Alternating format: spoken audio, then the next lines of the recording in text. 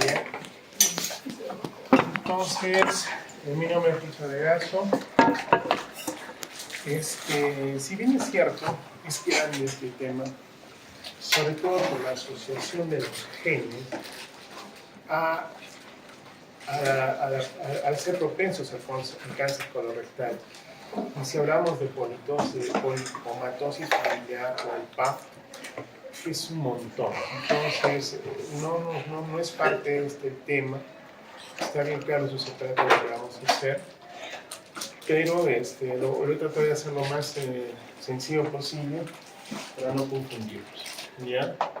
Para eso, obviamente, el cáncer de colon rectal incluye desde el ciego hasta el recto.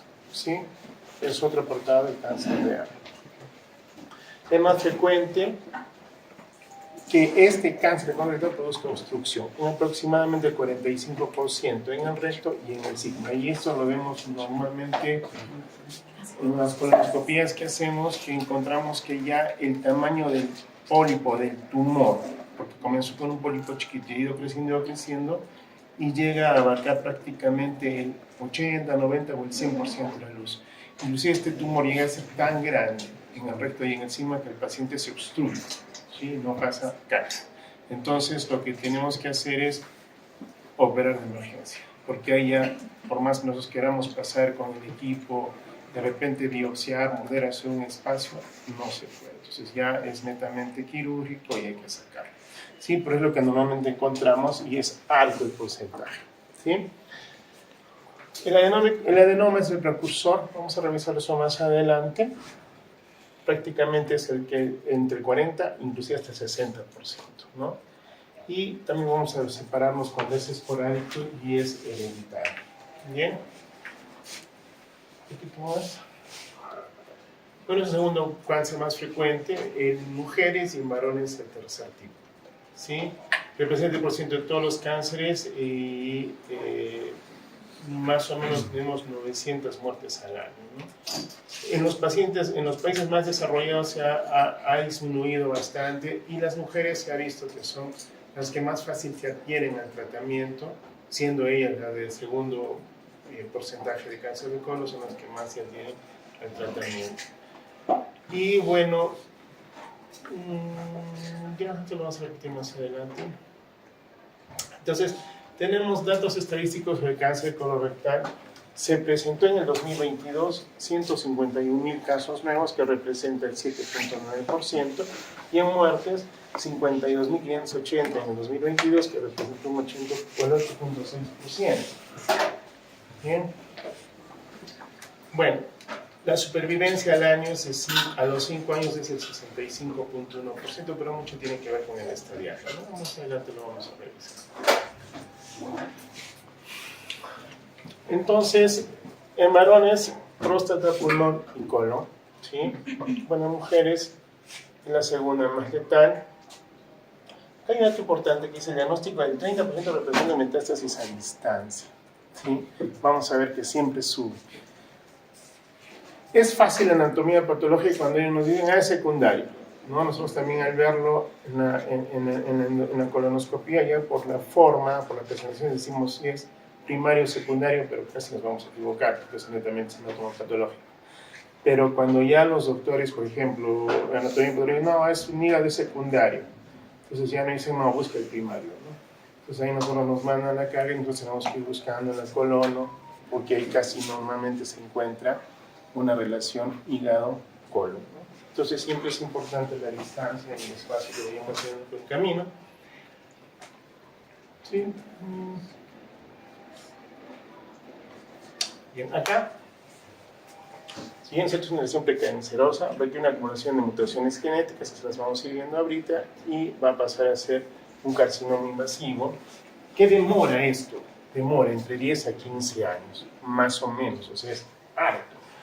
Por eso es que ahora, mira, dicen de 50 años para acá, para nosotros, ya tenemos que iniciar, perdón, de 50 años para arriba, todos colonoscopía. Sería hermoso, sería el mundo ideal, ¿sí? Pero la ciencia iba avanzando, los estudios han ido avanzando, y en Colombia ya bajaba a 35. ¿Sí? Nosotros acá, en muchos estudios que se han hecho en Lima, ya estamos en 40 años, preventivo, ¿sí? Porque es alta la incidencia. Entonces, si nosotros ya llegamos a esos 40 años y nos hacemos la colonoscopia, cada 5 años y no encontramos nada, ¿sí? Ya después, si encontramos un polipito por ahí, pero que sea de los 3 tipos que tenemos, ¿no? Hiperplásico o adenomatoso o ya cáncer, y lo hemos sacado por completo, y es menos tiempo de control de colonoscopia que hay que hacer. Pero si no encontramos nada, dice la norma, cada 5 años hay que hacerse.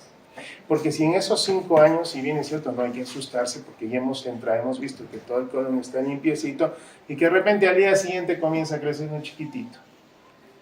Tenemos 5 años para que crezca así. Entonces justo lo agarro a los 5 años, ya lo encuentro después grandecito, suficiente como para sacar, ¿sí? A no dejarlo avanzar. Pero ese es el riesgo, ¿no? Pero llego a los 50.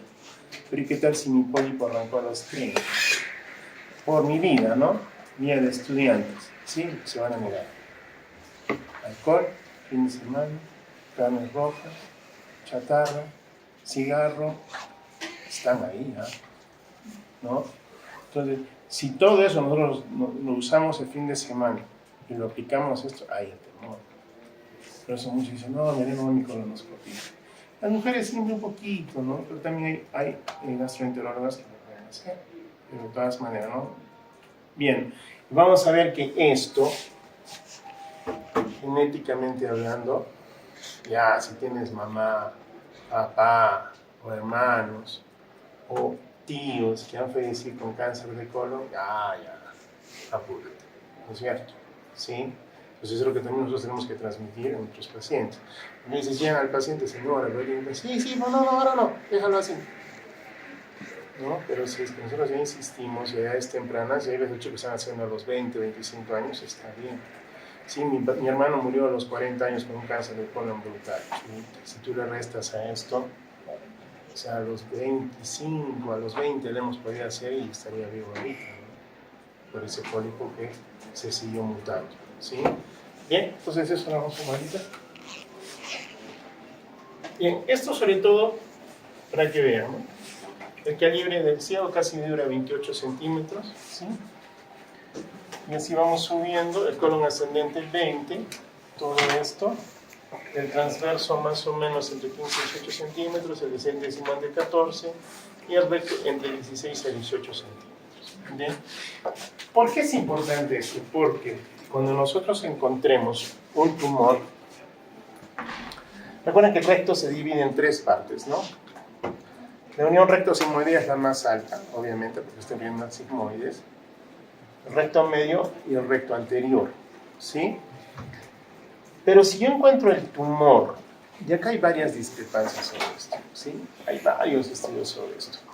Entonces, por ejemplo, el cirujano oncólogo nos mira a la cara y nos dice, doctor, dime a qué distancia está el tumor que has encontrado, porque eso va a depender de la conducta.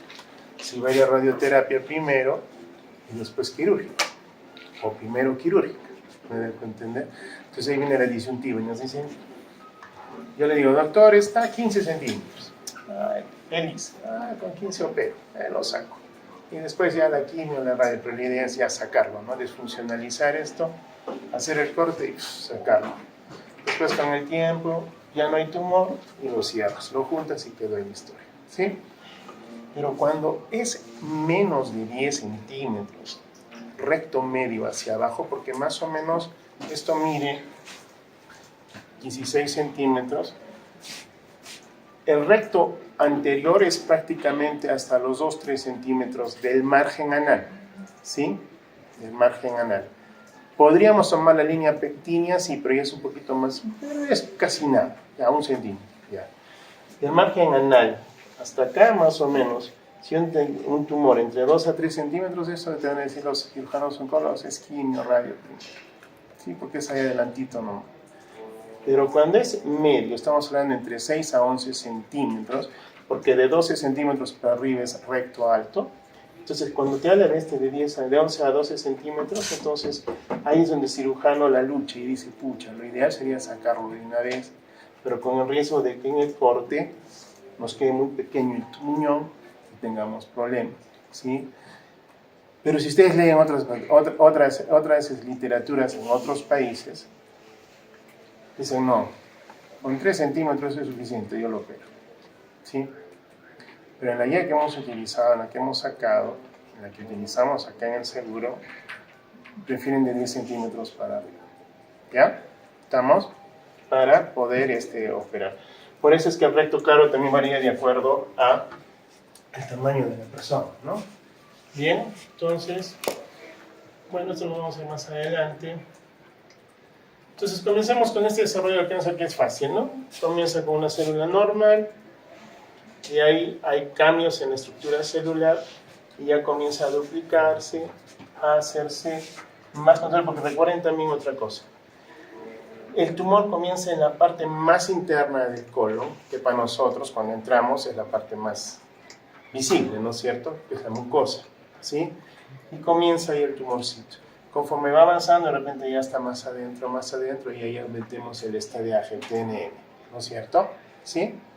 Bien, entonces, cuando es por ahí encimita nomás y nosotros ingresamos, lo sacamos. Lo mordemos, lo sacamos, nos divertimos, jugamos un rato.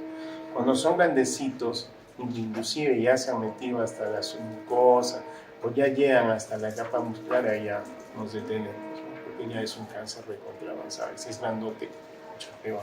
Por eso existe la mucosectomía o la disección submucosa, que es otra cosa que ya, ese no es el tema que vamos a hablar, pero que nosotros los gastroenterólogos hacemos esa disección, o bien submucosa o mucosa, para tratar de sacar lo más rápido posible ese tumor, ¿sí? Con el riesgo de perforación, como toda operación, ¿no es cierto? Siempre tenemos riesgos, ¿bien? Entonces, y cuando esto ya se duplicó y ya está grandecito, ahí es donde nosotros lo vemos. Será un tumor maligno o será un tumor benigno, pero ese es prácticamente el desarrollo. ¿Qué es un pólipo? Bien, entonces desde cuando nacemos, los intestinos medio y caudal contribuyen a formar el colon recto y el ano, y conforme va pasando esto, el tubo digestivo embrionario inicia durante la cuarta semana del embarazo, ¿no? Tenemos en ese momento ese intestino anterior, medio y caudal, y conforme va creciendo, ya nosotros vamos viendo la válvula cecal y ya lo vamos a separar del ano. Bien, nos hemos dicho que las mujeres ahí son las que más fácil se han adherido a esto. Entonces, la evolución natural queda marcada por la siguiente progresión de la célula, ¿sí? Hemos dicho que comienza desde una pequeñita. Comenzamos a hablar ya del pólipo adenomatoso, cuando es el más peligroso, y que revisamos los 3 tipos de pólipo. Y cuando este sigue avanzando, pasa a ser un adenocarcinoma y ya es un cáncer, ¿no? Entonces, la progresión. Y como les dije, ¿no? Las grasas.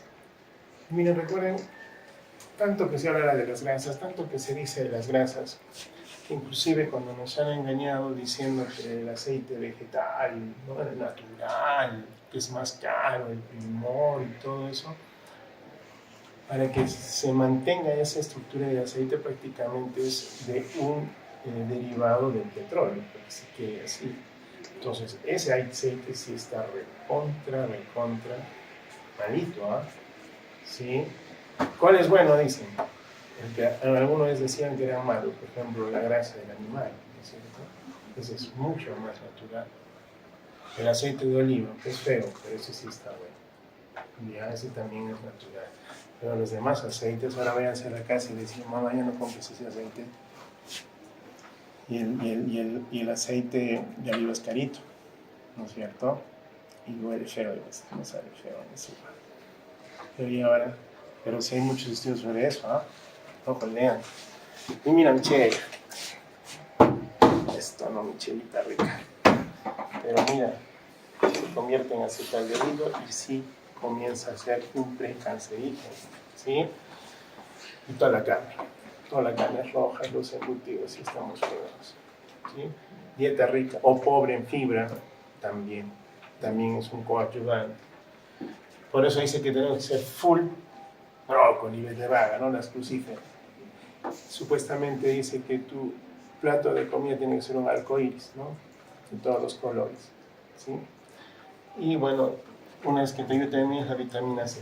En estudio todavía, aunque a veces leemos de todo y también nos queda a veces ya no ganas de leer porque hace tipo el Pérez Alvela cada cosa que saca y viene otro destructor y dice que no es cierto y demuéstrame y ahí están peleando entre los dos, ¿no? Desde el magnesol, desde la colocación de la vitamina C y todo eso, bueno, al final, ¿qué será? La edad, uno de los factores de riesgo es importante, ¿no? Cuando somos mayores de 60 años a 80 años, es más fácil hacer o ser proclives a tener estos pólipos, ¿sí? El fumar, y sobre todo si han tenido una buena cantidad de años fumando, dice que más de 35 años, ¿sí?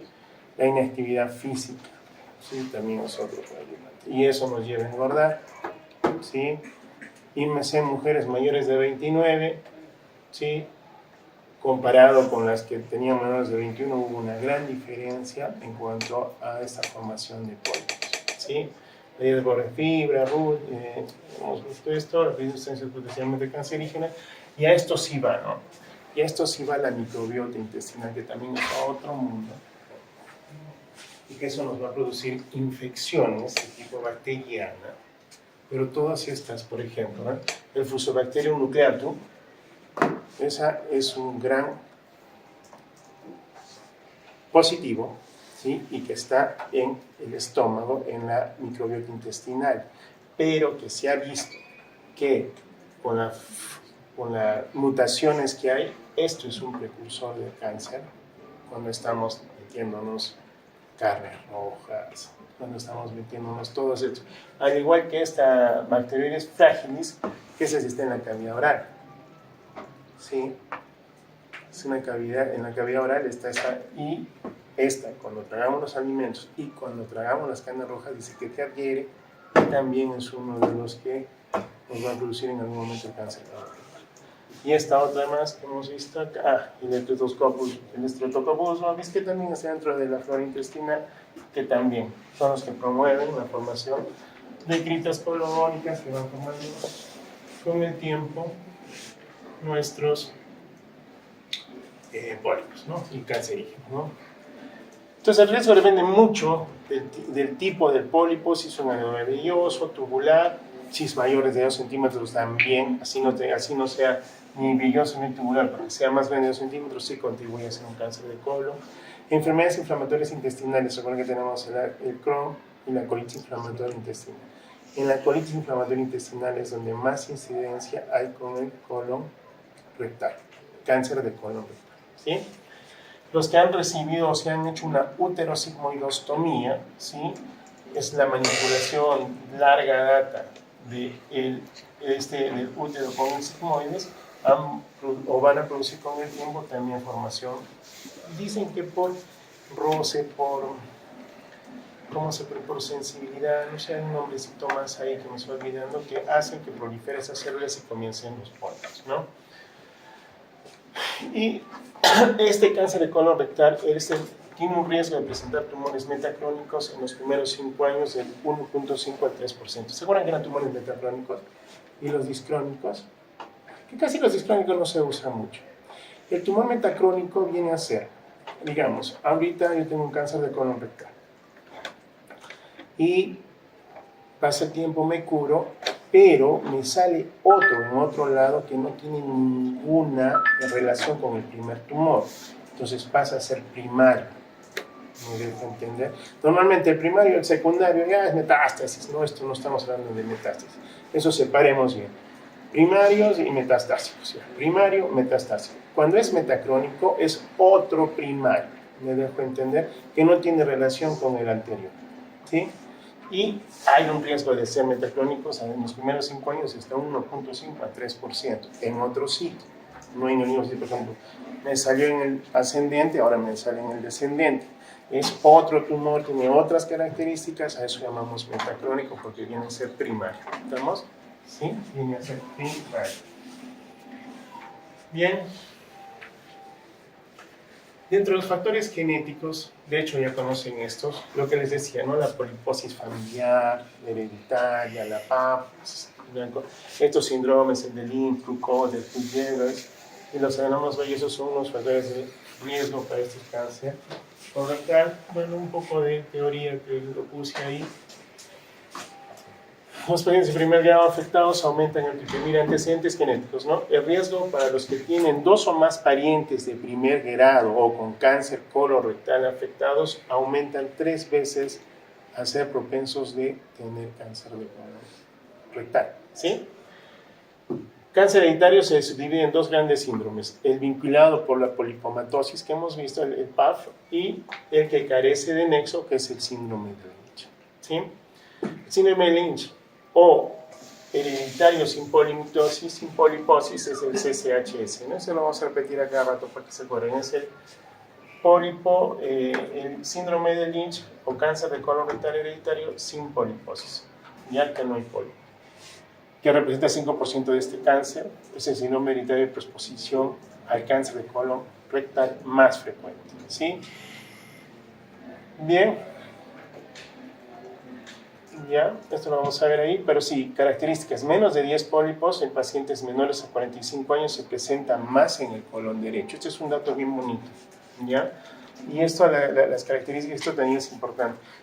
Miren, un síndrome de Lynch que tenga menos de 10 pólipos, que sea menor de 45 años y que esté en el lado derecho del colon, tiene una histología mucinosa con células en anillo de sello de penetración del 80%, estos son los más malignos, ¿sí? Recuerden, nosotros dividimos colon derecho y colon izquierdo, es más fácil, ¿sí? Si bien es cierto, vamos ahorita a ver la estadística, pero cuando tenemos sangrados rectales, y ahí venimos a hablar lo que hablemos alguna vez en la práctica. Si mi sangrado o mi paciente tiene heces rojas, ¿qué tipo de sangrados de heces rojas tenemos? ¿Cuáles conocen? Hematoquesia 1, melena 2, ¿sí? Rectorragia, ¿sí? Que también es sangre roja, pero hay veces unas vienen mezcladas con sangre y otras sin, perdón, vienen mezcladas con caca y otras sin caca. Hay la diferencia cuando es rectorragia o cuando es hematoquesia, ¿sí? La otra vez hablamos con los chicos. Cuando yo hablo de una hemorragia digestiva de origen oscuro versus una hemorragia digestiva de origen desconocido, ¿o es lo mismo? Creo que lo oscuro es cuando necesitas, aparte de la endoscopía y la colonoscopía, que no son laboratorios, necesita una cápsula. No es así. En oscuro es cuando entras por endoscopía y no encuentras ninguna lesión, pero el paciente sí presenta alguna. Y desconocido. No se encuentra y sigue sangrando.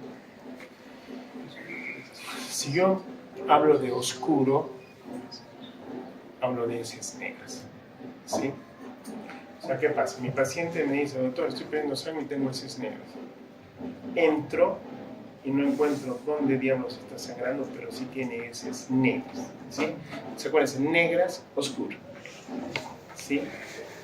En cambio, si mi paciente me dice, doctor, estoy perdiendo hemoglobina, tengo mi T-venom positivo, pero no sé de dónde sangra. Entonces ahí las heces no son negras, esa es la diferencia. Ahí sí es de origen desconocido.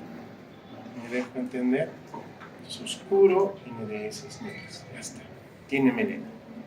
Oscuro, porque hemos hecho arriba, hemos hecho abajo, tiene las heces oscuras, pero ¿de dónde saldrá? No lo sabemos. En cambio el otro, sus heces salen normales, pero tiene caída de hemoglobina y tiene T-venom positivo, ¿sí? Entonces, entras y no encuentras nada. Y en los dos casos iría tu cápsula. ¿Sí? En los dos casos va la cápsula endoscópica. ¿Sí? La cápsula endoscópica, un aparatito así chiquitito, es como una cápsula un poquito más gruesa de las normales, ¿sí? Y dispara 180 disparos por minuto, ¿sí? El paciente, desde que nosotros ya lo activamos y se lo damos a la boca, ya desde ahí, de lo que hablamos, nosotros ya se escucha todito, ¿sí? Bien. Desde que está entrando por su... Dispara. Entonces, obviamente, ¿qué quiero ver yo con la cápsula? ¿Qué quiero yo averiguar? ¿Qué quiero ver? Intestino medio. ¿Sí? Entonces ahí dispara. Que se va moviendo. 7, 8 horas es suficiente para que ya esté en el colon. Porque el colon no me interesa porque ya lo vi con la colonoscopia. Me interesa que pase en el intestino medio. ¿Sí? Entonces pasa, y vida normal. Claro que para ese paciente lo tenemos que preparar como para una colonoscopia igual. Porque todo tiene que estar limpiecito, porque nada serviría que esté todo lleno de caca, ¿no es cierto? Que todo el intestino esté con comida, con restos, no sirve. Entonces se le prepara igual que una colonoscopia y ahí nos da dónde es. Muchas veces ahí descubrimos tumores en el intestino medio, ¿sí? Pero el tema no es ahora, el tema es cáncer colorectal. Entonces, a eso hay que ir viendo más adelante, ¿no? Ya el síndrome de Lynch, más de 100 pólipos, eso ya es por el PAP. Daba diferencia de este, chicos. Repito, menos de 10 pólipos, paciente 45 años y prácticamente tiene células en anillo o histología mucilosa, ¿no? En cambio, este tiene más de 100 pólipos con penetrancia un 95%, ¿sí? Y está más que todo en la tercera, cuarta década de la vida, donde se asocia también a otras lesiones de cuerpo. ¿Bien? Cuanto a la fisiopatología, si bien es cierto, no se nota bien, pero cuando hablamos de pacientes que tienen polipomitosis familiar, y esto vamos avanzando, acá nos dice que el gen es el APCLM y eso, más adelante lo vamos a sacar, no se nota bien, discúlpenme.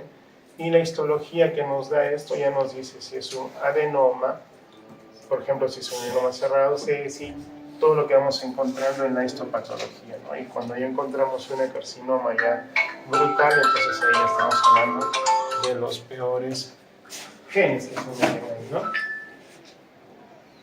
Bien, entonces, para que tengamos la idea de esta inestabilidad cromosómica que existe justo entre un adenoma y una carcinoma, como va avanzando, ¿no? En este caso, estos genes, con la mutación del KRAS y todos los conocidos, van a mutar y se van a pasar a carcinoma. Bien, no lo saco mucho porque esto es casi repetido. ¿Sí? Entonces tenemos normalmente la activación de todos estos genes y que nos van a promover a esto, ¿no? Prácticamente esto ya lo he dicho, comenzamos con un colon normal, ¿sí? Y que una mucosa en riesgo por todo lo que tenemos, comienzan a aparecer los tipos de pólipos que ahorita los vamos a ver y obviamente con el tiempo esto va creciendo. Si se va hacia arriba sigue siendo un adenoma, pero si esto ya va penetrando ya va a pasar a un carcinoma, ¿no? Bien, entonces nosotros hasta acá, miren, cuando hacemos la colonoscopia nosotros venimos por acá con el colonoscopio, bien lo mordemos o bien lo levantamos para agarrarlo del cuellito y cortarlo por completo. El plan es volarse todo esto, porque si dejamos un rezaguito chiquito vuelve a pasar, ¿sí? Igual acá lo levantamos bien, separamos la mucosa y la submucosa y lo mordemos bien, igual acá, ¿sí? Para que lo sacamos por completo, porque a veces dejamos restos ahí y obviamente haber residido hay otra vuelta a crecer. ¿Bien?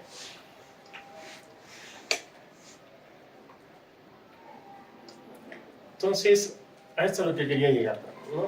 Tenemos su origen genético, ¿no? Que sea por mutación somática o germinal. Y acá en la somática estamos hablando de cuando el cáncer es esporádico, o sea, no hay el antecedente, ¿sí? No se hereda y causas multifactoriales como las que hemos dicho, sobre todo de las ambientales, ¿no es cierto? En cambio, cuando ya vas a ser hereditario, bueno, en la transmisión de la presión al cáncer, depende del gen alterado, el 5 al 10% de todos los casos de cáncer viene a ser hereditario. Entonces, bueno, acá,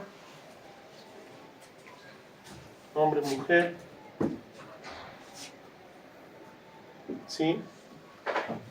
Supuestamente al casarnos, predisposición de desarrollo de cáncer, pero sí, este gen se junta con el gen sano, tanto en los dos casos, por riesgo de población general es por esporádica, ¿sí? No sería ya hereditario. ¿Qué son los pólipos? Son una acumulación de celulitas, ¿sí? Son pequeños tumores benignos que aparecen en la mucosa del colon y del recto. Suelen ser de bastante frecuente en la población de más de 50 años. Tenemos los hiperplásicos y los inflamatorios. Casi la mayoría de los que encontramos son de este tipo, ¿sí? Pero ya cuando nosotros encontramos que tienen una característica dermatosa, eso sí lo podemos distinguir fácilmente. Ahí nosotros también decimos, señora, su biopsia sí va a ser muy importante, hay que hacerle seguimiento, porque de acuerdo a eso va a valer. Si lo saqué por completo, inclusive hasta en la anatomía patológica nos hablan de los bordes del informe, ¿sí? Nosotros lo levantamos, lo sacamos por completo el pólipo, pero nos dicen si los pólipos o el borde del pólipo ha salido por completo o ha sido incompleto. Si ha sido incompleto, tenemos que volver a entrar, morder nomás, buscar eso y asuntos solucionar. Y casi la mayoría de los cánceres de piel también, ¿no? Por ejemplo, esos lunares dicen bordes completos, excelente. Queda un bordecito, tiene que pasar aquí, mi radio, es terrible. Entonces, hasta acá, como les digo, son bien simpáticos y estos, mientras más temprano los encontremos, no hay ningún problema. Sí, se disemina de forma crecimiento local, que en profundidad se van hacia adentro y eso es lo más peligroso, ¿no?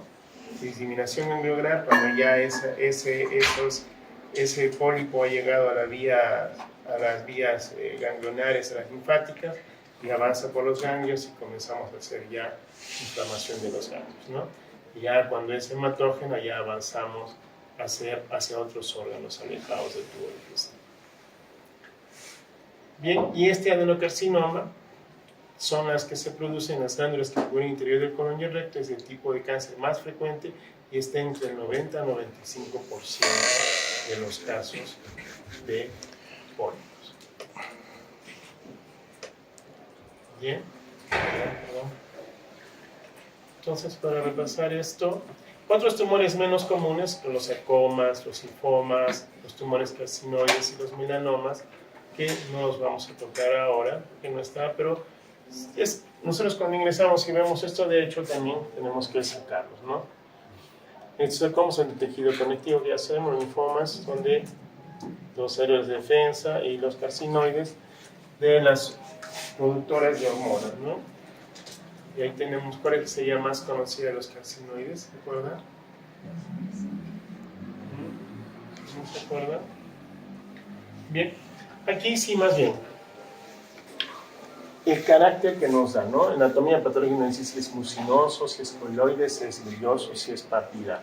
Bien, como les decía, casi la suma de estos dos nos dan el porcentaje de pólipos que vamos a encontrar en el lado derecho, un 30%, 20% en el medio y el colon descendente el 50%. Bien, ahora por ejemplo, ahí es lo que yo quería explicarles.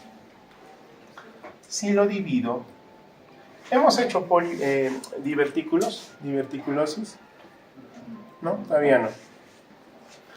Si un paciente te viene con rectorragia, ¿sí? Abundante, nosotros partimos y decimos, ¿de dónde vendrá? Si es colon izquierdo, donde hay más el divertículo siempre es en el lado izquierdo, ¿sí? Entonces, te da como que cierta tranquilidad en decir, pucha, que no parece sangrado, pero es del lado izquierdo aparentemente, son divertículos, no es cancerígeno. Pero si es de acá para acá y un sangrado brutal, es cáncer, ¿sí? Casi esa es la norma, ¿sí? Entonces, nosotros queremos ver el tipo de patología que nos va a mandar, ¿no? Y de acuerdo a eso decidimos si es un pólipo simple, infiltrativo, ulceroso o anular. ¿Bien? ¿Y por qué el anular es distinto por ejemplo, a los demás, ¿no? Porque el anular tiene esta característica de que hace un patrón obstructivo. Y miren acá cómo nosotros lo que les decía, ¿no? Si el ancho del colon está completamente cubierto, eso es de causa obstrucción, porque miren, les dejan unos espacios tan chiquititos que con el tiempo el tumorcito sigue creciendo, ya se cerró, ya no pasa nada. De afuera de adentro hacia afuera no sale nada. Y la característica típica es que sea anular, a diferencia del coloide, que más te ocasiona diarreas. Y ahorita vamos a ver manifestaciones clínicas cuando el paciente nos dice si se ha obstruido o simplemente tiene diarreas. Entonces ahí estamos sospechando, si es coloide o anular. Bien. De acuerdo a la clasificación de las neoplasias de la OMS, justo tenemos los adenomas, si se dividen en tubular, velloso, túbulo velloso, seriado.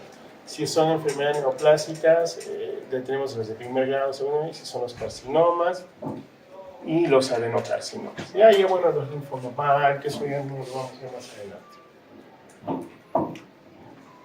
Clasificación del cáncer de colon. De acuerdo a su estadiaje y a la ubicación, ¿sí?, de esto, tenemos los 5 estadios, ¿no? Y la clasificación de TNM, si no hay evidencia de tumor, pasa a ser un T0, si es un carcinoma in situ es un T1, T1 si es invasión de la submucosa, T2 es invasión de la submucosa, T3 invasión de la cerosa periortal y T4 invasión de los órganos de perforación periortal. Ganglios también siempre igual los medimos, y si hay metástasis o no hay metástasis, porque permite establecer el pronóstico, ¿no? Y aquí en este dibujito se mira bien, ¿no? Si este tumor invade la submucosa, desde una mucosa normal, que vaya avanzando a la submucosa, o que se vaya metiendo ya a la muscular propia, o que se vaya invadiendo ya más abajo, ya estamos viendo que hasta puede llegar a ser la metástasis y ya nos da la idea completa de cómo está, en qué estadiaje está.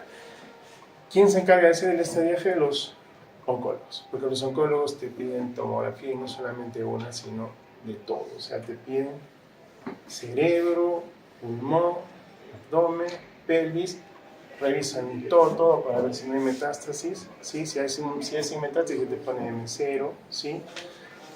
Te revisan el ancho del tumor, si es que ya está comprometido, si hay compromiso ganglionar, ¿sí? Y con eso ya te dan tu estadiaje, que es sencillito, ¿sí? Muy sencillito. Pero más simplemente nosotros evaluamos esto y tenemos rápido el estadiaje, ¿no? Bien, entonces la clínica, la localización del cáncer, pérdida de peso, dolor abdominal tipo cólico, sangre en las heces y obviamente tu estado general se empeora y te sientes re mal. Pero para eso, la sangre en las heces es uno de los que nos va a llamar más la atención, y ahí es donde nosotros tenemos que saber discernir. ¿Por qué? Porque si yo, por ejemplo, mi paciente ve o viene y me dice, doctor, está haciendo heces con sangre, entonces la primera pregunta, lo primero que nosotros debemos saber, a ver, ustedes ya han hecho esto, ¿cuáles son las patologías más frecuentes del ano? ¿Han agarrado el ano? Todavía no. Pero fístulas, hemos hecho fisuras. Casi la mayoría de los pacientes que llegan al hospital dicen, doctor, estoy estreñido y he hecho caquita con sangre. Ahora la pregunta es, ¿cómo es el color de la sangre? Miren, nosotros los de gastro, no es que tengamos una aprehensión por la caca, pero hemos estudiado tantos años para ver caca. Pero nos dice mucho, y habla solita la caca. Esa es la verdad. ¿Sí? Mucho nos dice. Porque si el paciente dice, no, doctor, mis heces salen pintadas de caca. O sea, como que ya metí una manita de gato de caca. ¿Sí? Entonces ya, ¿y cómo es? Como el de la nariz, le preguntamos. ¿Sí? Claro, doctor, es como la nariz. Ah, ya. Y cuando te limpias el papel, sí, el papel queda manchado de sangre rojo vivo. Eso ya te dice mucho. Entonces, para mí, primera opción es una fisura anal. Claro, que sí entra en esto, ¿sí? Claro, también puedo estar sospechando de un cáncer, ¿no es cierto? Hasta un tumor que esté ahí abajito, como hemos dicho en recto distal, ahí abajito, a 1 o 2 centímetros que esté en el tumor, puede que sangre, ¿no es cierto? Entonces, ahora, si el paciente me dice, no, doctor, es negro, cambia la historia. Porque si estamos hablando de negras, ¿qué estamos hablando? De lena, ¿sí? Es un sangrado que viene de arriba, ¿no? ¿Qué tal si el paciente me dice, doctor, son heces duras, pero negras. ¿Qué significa para ti? Duras, pero negras. La pregunta que le haría, y anteriormente, ¿cómo estaban? Pucha, agua, doctor, pero eran negras, agüita, ahora está duro. ¿En qué momento bueno que le comí? Que ya dejó de sangrar y eso ya es residual. ¿Por qué comienzo con esto? Porque ahora digo, entonces si es sangre líquida o son heces como diarrea, es porque está activo ese sangrado. Sí. Ese sí es para mí un paciente de emergencia. Porque nosotros los cacólogos, los proctólogos, vamos al paciente y si nos dicen melenas, vamos a meter el dedo. ¿Sí? Haber estudiado tanto para meter el dedo. ¿Sí? Metemos el dedo y lo que yo quiero ver es esa caca. Me entra ansiedad, curiosidad por saber cómo es tu caca. ¿Sí? Pues ahí yo la veo y digo, esta es negra pero está líquida. Este está sangrando ahorita. ¿Sí? Ese sí se va ahorita a hacer su endoscopía, es una emergencia. ¿Me dejo entender? Pero si ya son negras duras, ya son residuales, hay que hacerle, sí, programarlo para mañana, para pasado mañana, o lo mando a su casa y que saque cita. Como estamos de huelga, se muere a mí. No, pero a lo que yo quiero llegar es que ahí nosotros disparamos, y seguramente van a hacer la escala de Glasgow y Bradford, donde habla justo de esa escala, ¿no? Nosotros agarramos y vamos al paciente y de acuerdo al color de heces decidimos. ¿Es una emergencia o no es una emergencia? ¿Se va a su casa o no se va a su casa? Y ahí te lo dice bien clarito esa escala. Pero nosotros para eso tenemos que entrenarnos mucho viendo el color de las heces, ¿sí? Eso es importante, ¿ya? Pero, ya, si nosotros vamos a hablar de esto, casi no vamos a hablar de heces oscuras o negras, ¿ya? Estamos hablando de bien hematopesia o rectorragia, que me puedo confundir con los divertículos hemorrágicos, ¿no? Que estén sangrando. Eso también me puede causar ahí una confusión. ¿Estamos? Entonces, uno de los síntomas frecuentes de cáncer de colon, cambio en el ritmo de deposiciones, ¿sí? En el ritmo de deposiciones. Doctor, era estreñido, ahora se me suelta, estreño, se me suelta, estreño. ¿Qué puede ser?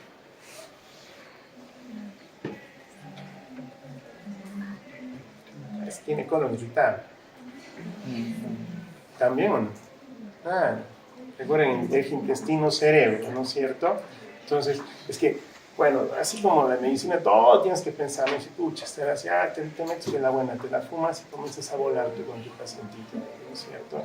¿Qué debe ser esto? No debe ser el otro, ¿no? Pero ya tú, si es que es un cambio del ritmo de las deposiciones, te tiene que llamar la atención. Acá ya son dos eslabones para decir, no, este entra al gol estándar. ¿Cuál es el gol estándar? Colonoscopia. No hay otro, ¿no es cierto? ¿Sí? Acá ya tengo dos, suficiente, ¿ah? Y si me dice que ha bajado de peso, ya entra. ¿No es cierto? ¿Qué más hay? Heces más estrechitas. Y es porque estamos hablando que probablemente tu sigmoides o su recto hay un tumor y está haciendo que las heces salgan más delgaditas. ¿Me dejo entender? Entonces ya también te dice un panorama, ¿no? La forma de su caquita. ¿Estamos? Ya te da una luz. Dolor, obviamente, ¿no? Tenés una sensación de evacuación incompleta. También es otra causa, ¿sí? Que también lo vamos a tener en colon irritable. Es parte de, ¿sí? Esa sensación. Pujo tener, muy hecho, pero siento que todavía tengo más. Quiero seguir sentado, me levanto. Lo ideal y lo bonito es que entres y que no encuentres nada, ya tienes tu diagnóstico en colon irritable, ¿cierto? Por todo lo que te está diciendo. Pero tenemos que ser siempre mal pensados y hacer la colonoscopia. A los que quieran hacer gastros es una colonia. Bien, dolor abdominal, cansancio extremo, ¿no? También eso, porque inclusive, y acá también vienen las anemias, ¿no? Las anemias, entonces también te vas al extremo, ¿sí? Tiene una historia clínica detalladísima, eso sí es importantísimo en todo sentido, ¿no? Incluso hasta si es testigo, casi digo una hermana, pero testigo de Jehová, ¿no es cierto? Porque ese paciente en un momento va a estar cáncer, sangre, ¿sí? Y ellos ya ellos te entran con el bien alto, ¿eh? Ellos dicen, yo soy testigo de Jehová, nadie me pone cáncer, ya desde el inicio de la condición. Si nosotros, señorita, o señor, le vamos a hacer una endoscopía, pero no me biopsias, ¿no? ¿Pero por qué? Porque a mí no quiero que me pongan sangre, somos de Jehová. Bueno. Pero se le explica que una mordidita no le va a perder ni un milímetro de sangre, chiquitísimo, ¿sí? Miren, así como por ejemplo haya dicho, ¿no? Si yo quiero buscar un tumor en tu cuerpo y te pido una tomografía, tiene que ser con contraste, pues, ¿sí? Es como que quiera yo ver a un paciente con ropa. La tomografía te dibuja todito, es desnudarlo por completo el paciente. Entonces, es necesario hacer una tomografía con contraste cuando yo estoy buscando algo que me llama la atención, se ha bajado de peso, su colon está limpiecito, pero algún sitio tiene un tumor porque está bajándome de peso, entonces ahí va la tomografía con contraste. Es igual si yo te hago una endoscopía, y en la endoscopía no te voy a biopsiar, porque la gente dice, no, doctor, esto no me biopsió, así mi hermano se ha muerto total siempre. Porque ellos han tenido solamente el tumor, se han metastizado y dicen, no, se ha dejado biopsiar, dicen así. Entonces ya te vienen con esa idea, entonces no quieren biopsia. Pero es lo mismo, yo digo, te estoy engañando, ya te puedo ver, pero no voy a biopsiar, no sé qué tipo de gastritis tendrás, si tendrás tu metaplasia, tu displasia, no sé si tendrás Helicobacter pylori, ¿sí? Entonces, es engañar al paciente si no biopsia. Entonces, sí es importante biopsiar siempre. Pero estos pacientes ya desde el inicio te dicen, no. Sí, señor, y si le encuentro un pólipo, no lo saca. Su Diosito lo curará, pues, ¿no es cierto? Me imagino, ¿no es cierto? Entonces, eso también hay que tener mucho cuidado en eso.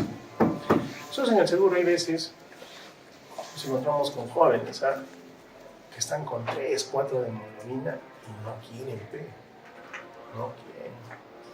Tenemos que llamar al fiscal. Llamamos al fiscal y te ven el pastor, ¿no? Su pastor, porque es el que castiga, el sonso ese. Entonces viene el sonso ese y con el fiscal. Ya, ¿quién se va a hacer responsable? Ese paciente se va a morir por no pasarle sangre por una tontería de su biología, ¿no? Hay que respetarla, pero en un ser humano, y hay gente que se ha muerto por una bendita religión. Otro Diosito que nos ha iluminado a nosotros, es lo que decimos también. Bien, entonces las exploraciones físicas es buena. Y el tactín, ¿no? El tactito, ¿no? Siempre es importante. En nuestro pan de cada día. Bueno, la colonoscopia. Bien. Téveno también va, ¿sí? Porque muchos pacientes no quieren que se haga la colonoscopia. Téveno en el sale positivo están tranquilos. Bueno, hasta cierto punto, ¿sí? Válido. Pero hay tumores que no sangran en los 10, 15 primeros años. Ya, cuando ya estás ya brutal y es un cáncer así avanzado, recién comienza a gotear. Antes no, entonces, bueno. Esta sigmoidoscopía es la proctoscopía o la colonoscopía corta que le llamamos nosotros, ¿no es cierto? Solo le ponemos un enemita, llegamos hasta sigmoides, lo más que podemos ver, porque ya para adentro ya es pura caquita, entonces no nos deja ver. Recuerden que el equipo cuando ingresa, su luz es bien pequeñita, es un foquito así chiquitito, más o menos. Si el ancho de un colono mide 1.1, más o menos eso medirá 2 milímetros a 3 milímetros la luz, ¿sí? Entonces si yo encuentro te digo, a pura caquita, entonces yo cuando ingrese no voy a poder pasar, ¿sí? No voy a poder pasar, o si no, la luz se me va a tapar. Sí, si ya está tapada no me sirve. Por eso casi la colonoscopía no lo hacemos de emergencia, no existe eso. Está sangrando colono. Ya, pone su enema y con lo poquito que limpiemos podemos entrar a ver, pero que quiera llegar hasta el CEO, porque mire, me tengo que cruzar así, llegar hasta acá, ¿no es cierto? No va a poder porque está lleno de caca. Hay veces si nos ha ido con suerte en algunos pacientes que no son sobre todo estreñidos y que tienen un colon no tan largo, porque recuerden que acá en la altura nosotros tenemos el dólico megacolon. Y si han estado en Juliaca, en Puno, incluso con más altura, es el dólico megacolon andino, que se le llama así. ¿sí? Hay muchos libros que se han hecho y wow, y de verdad, pues, para nosotros hacer una colonoscopia a esos pacientes, si nuestro equipo mide 1,80 m más o menos, un colon más o menos es 1,80 m, 2 metros, un colon normal, el equipo se nos queda corto y no llegamos. Ahí tenemos que hacer maña, presionarle al paciente, chupar, remangar para poder llegar hasta el ciego. Y a veces no llegamos. Porque es tan grande el colon que no llegamos. Y para su mala suerte ahí tendrá justo en el ascendente o en el ciego un tumor, no lo vemos. Porque son colon demasiado largazos, ¿sí? Entonces, pero hay pacientes que les hemos puesto su evacuol de 240 mililitros, 2 seguiditos, limpiecito, nos hemos ido hasta el cielo un ratito. Chévere, su suerte, ¿no? Pero cuando nosotros ingresamos, la idea no solamente es saber dónde es el sangrado, sino solucionar el sangrado, ¿sí? Porque si es un divertículo con un huequito ahí que ya está goteándome, entraré y pondré mi clip, haré crioterapia, haré inyectoterapia, lo que sea. ¿Para qué? Para el sangrado, ¿no es cierto? Pero si encuentro lleno de caca, no puedo trabajar. ¿Dónde estará avanzando?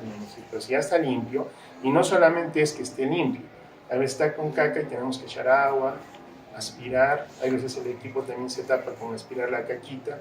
Si cuando encontramos una quinoa, a veces la quinoa tapa el equipo, imagínense. ¿Sí? Entonces nosotros ahí aspiramos, tenemos que limpiar. Cuando éramos residentes decían, no van a tapar el equipo, si no lo van a arreglar hasta con la boca. Eso. No, mentira. Pero sí, nosotros también las enfermeras sufren a limpiar el equipo, ¿eh? No es cosa fácil. Por eso, casi ninguna colonoscopía es de emergencia, eso me anda en la cabeza. La endoscopía alta sí, pero a veces la endoscopía es tan brutal el sangrado dentro del estómago que cuando entramos todo es sangre y no vemos nada. Por algún sitio ahí, pero tienes coágulos organizadazos, grandazos que no ves nada. Removemos al paciente, le cambiamos la posición para que el coágulo se mueva y no podemos ubicar el sangrado. Entonces tenemos que reprogramar al paciente, darle su metoclopramida, su procinético para que avance ese coágulo y te deje ver. Y hay veces en el intento se nos ha muerto, porque son vasos tan grandes, sangran con tanta fuerza y el mismo coágulo no te deja ver y se nos muere. Sí, también es complicado. Pero a veces nosotros entramos con el equipo y le pegamos al aspirador un tubito. Nos metemos, nos ponemos un poquito más ancho, pero ni modo, se va a morir. Un poquito le haremos, pero entramos. Cuando estamos ahí, directo, los coágulos. Un piecito,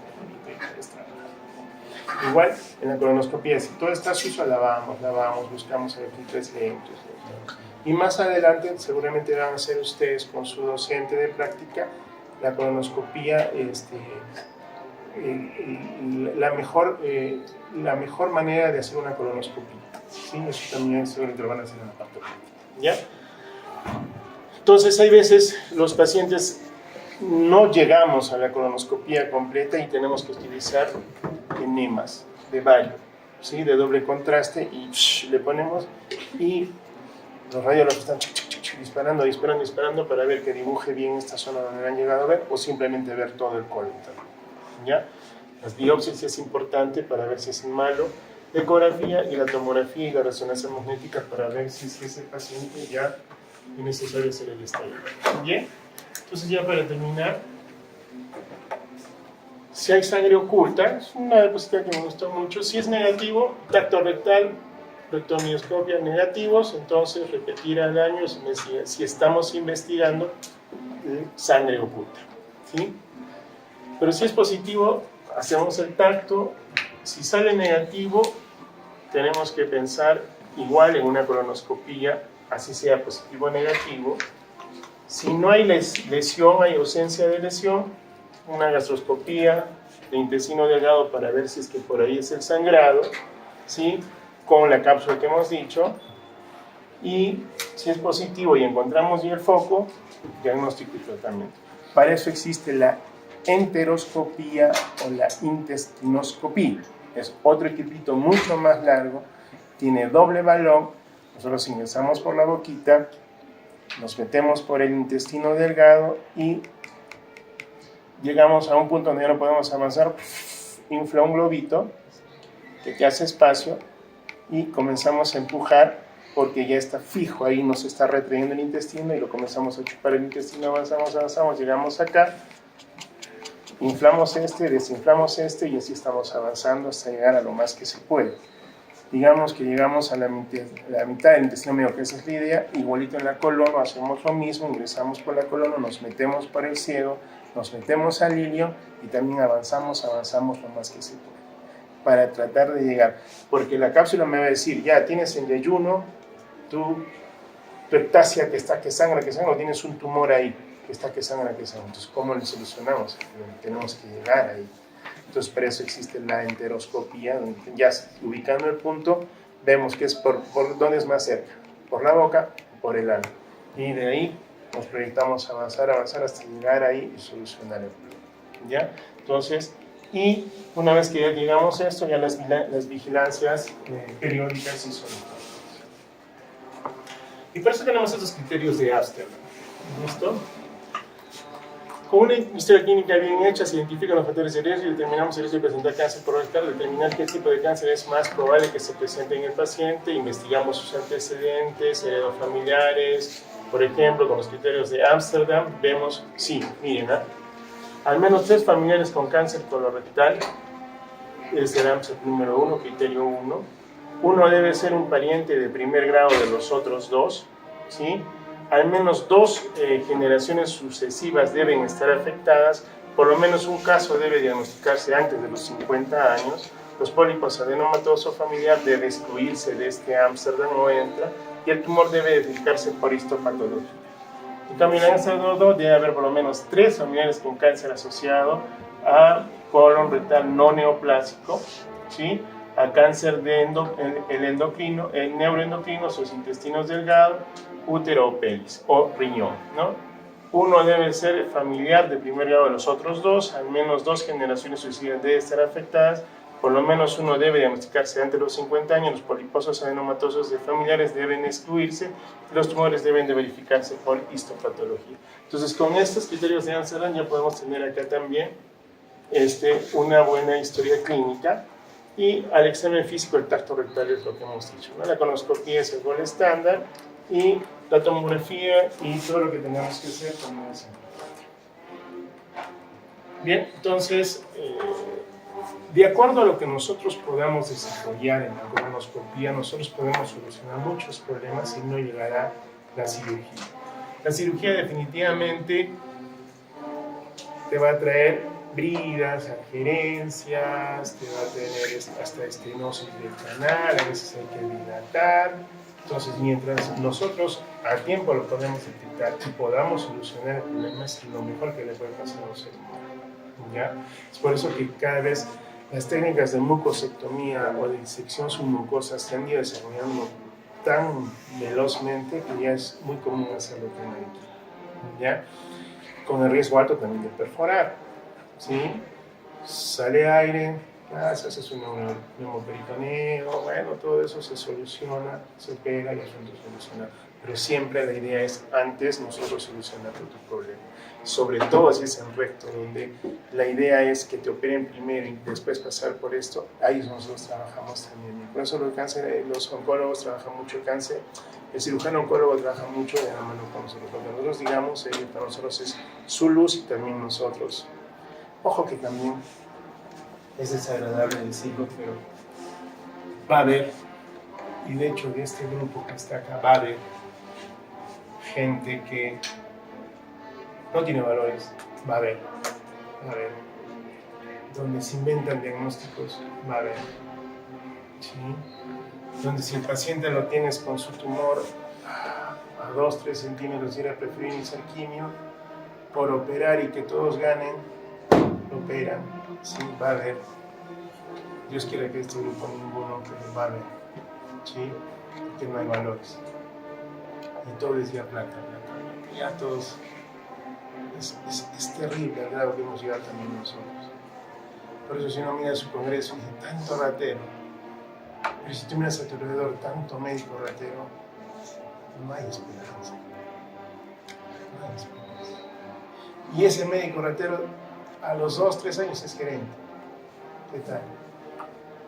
Entonces, No hay valores.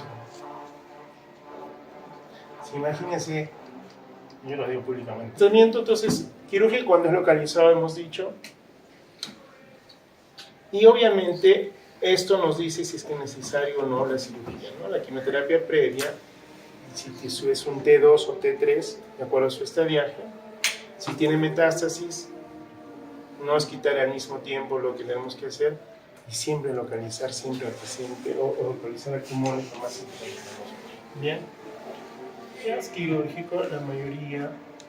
Por eso el cirujano oncólogo te dice, yo saco el mal.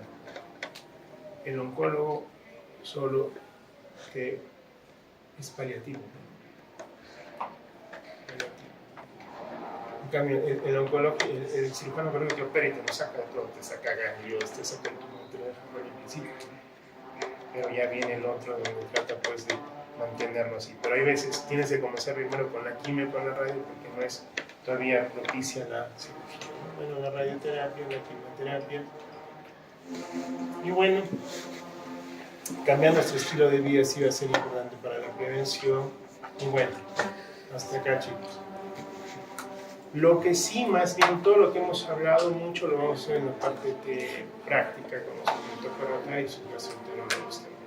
Ya, y sobre todo ahí van a revisar la forma adecuada y correcta de hacer las colonoscopías. Nosotros trabajamos de acuerdo a las guías internacionales con productos que nos aseguran que yo al darte, por ejemplo, los sobres de polietilenglicol, que es lo que nosotros utilizamos para limpiar el colon, no te muevan sodio, no te muevan potasio y no te generen ni siquiera una insuficiencia renal ni nada por el estilo, ¿sí?